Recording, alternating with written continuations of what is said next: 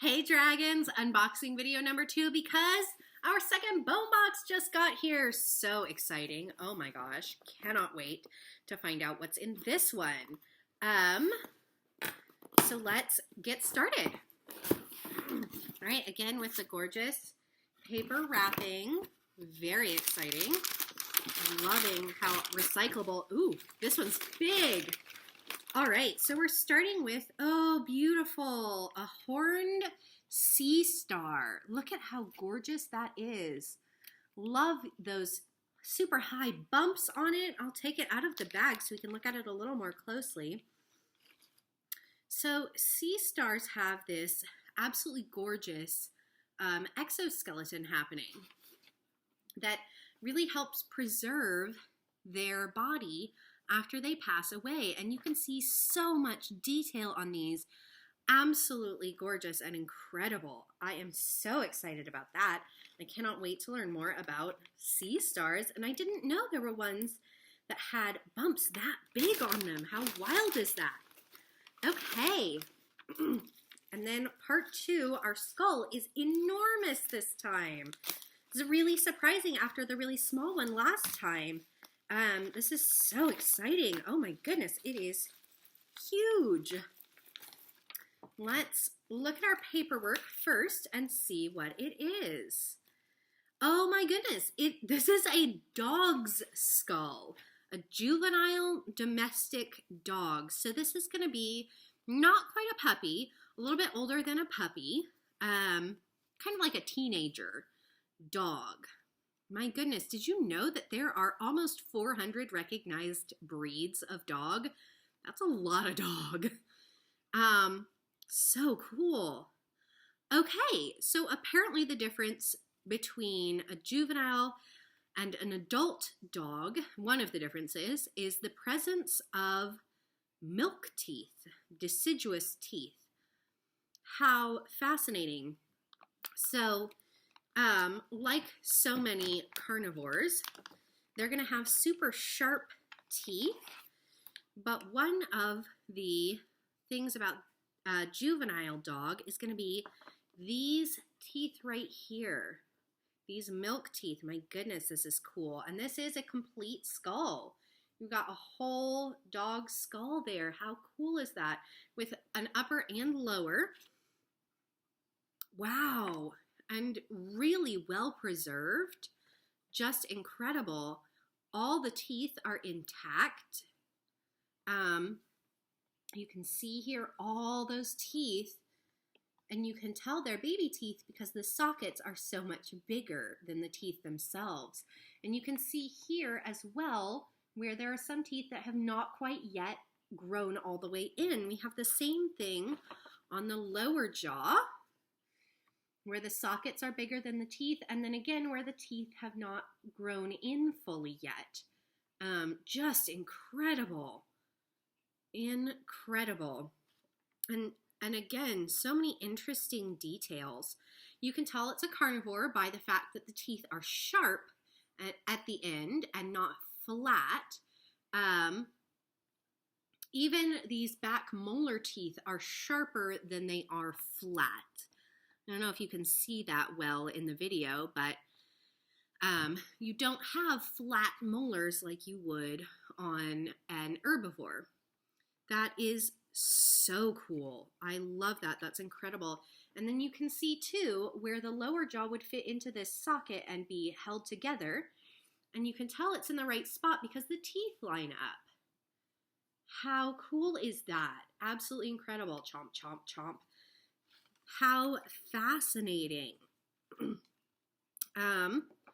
This is so exciting. I think that's everything that's in this month, which is totally understandable with a huge skull like that.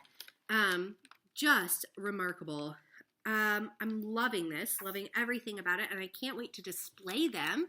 We are setting up a display. My husband and I are setting up a display at our house, and I'll show you a little bit of that once it's set up. But one thing I will probably insert here at the end of this video is we have been working on, I know I've discussed this with a couple of classes, some nano fish tanks. So these are 1 or 2, I think our biggest one is 2.5 gallon fish tanks, which don't have a filter.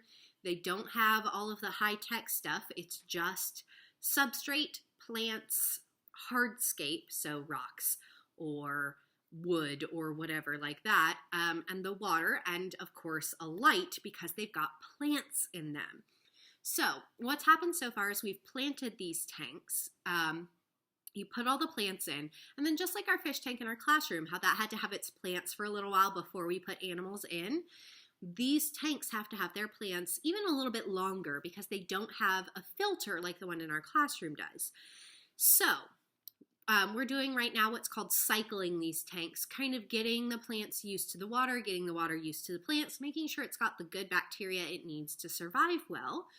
And then once the school year starts next year, sometime around when the school year starts next year, we are going to be putting some shrimp in those tanks, little teeny tiny freshwater shrimp, so that we can have tanks all over the room for students to look at. And I'm really excited about that. But one of the ones that I think is going to stay at my house is actually got a skull in it for its hardscape. And I really thought that would be a cool thing to have right next to our bone display and our fossil display. So I will put some footage of that in here. So this is the skull tank. As you can see, there's a skull in there. There are also some snails. We call them the skull snails. And lots of beautiful plants. This is just about ready for shrimp to go into it. And you can see there where the skull has lost a tooth. Awesome. I'm really excited about this one. I think it looks really good. And I think some bright red cherry shrimp would look really awesome in there. The snails are really enjoying exploring all over the skull. It's really funny. I think they're the ones that pried that tooth out, which is pretty hysterical. Well, I hope you guys enjoyed all this. I am really having a great time unboxing these bones and getting to look at them all with you. I hope you guys are having fun as well. And I'll see you soon. Bye, dragons. As a little bonus, I thought I would show you how I'm displaying these bones once I've got them. As you can see, here's this month's dog skull on top. It was a bit too big to fit in the box. I wonder if the rest of them will be. We've got last month's little hamster skull. There's the chicken ossicles and the starfish, but then I've also got some cool rocks and some awesome fossils in here. This one is a trilobite. It's 2 halves of a trilobite. This one is the actual trilobite, and then there's the rock that it kind of set into and left an impression. These are some teeth of a prehistoric animal, and you can see that animal there on the paper behind it. Sorry about my cat, you can hear him running around. An ammonite shell, which is beautiful, I got in Whitby, England. And a trilobite, which I got at a fossil show. So, and this is a sample of the extinction layer of soil. So you can get a sample like this if you can drill down deep enough into the soil and with a tube, and then you pull out what's called a core sample.